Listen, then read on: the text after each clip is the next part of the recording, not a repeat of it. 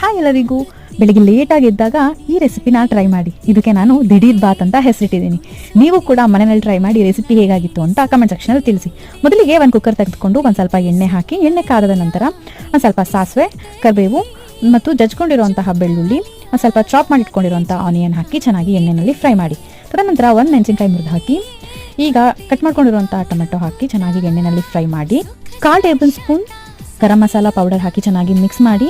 ಇವಾಗ ರುಚಿಗೆ ತಕ್ಕಷ್ಟು ಉಪ್ಪು ಹಾಕಿ, ನಂತರ ನೀರು ಎಷ್ಟು ಬೇಕೋ ಅಷ್ಟು ನೀರು ಸೇರಿಸಿ ಸ್ವಲ್ಪ ಸಾಂಬಾರು ಪುಡಿ ಹಾಕಿ ಮಿಕ್ಸ್ ಮಾಡಿ.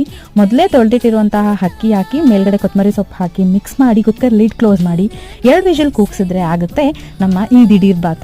ನಿಜವಾಗ್ಲೂ ಟೇಸ್ಟ್ ತುಂಬ ಚೆನ್ನಾಗಿರುತ್ತೆ. ಮಾಡೋದಕ್ಕೂ ಕೂಡ ಆರಾಮ್ಸಿಯಾಗಿ ಮಾಡ್ಬೋದು. ರೆಸಿಪಿ ಟ್ರೈ ಮಾಡಿದ್ರೆ ಹೇಗಾಗಿತ್ತು ಅಂತ ತಿಳಿಸಿ ಆಯಿತಾ. ಇದೇ ರೀತಿ ನನ್ನ ವಿಡಿಯೋಸ್ ನೋಡೋದಕ್ಕೋಸ್ಕರ ನನ್ನ ಪೇಜ್ನ ಫಾಲೋ ಮಾಡ್ಕೊಳ್ಳಿ ಅಂತ ಹೇಳ್ತಾ thank you for watching and take care. Bye bye.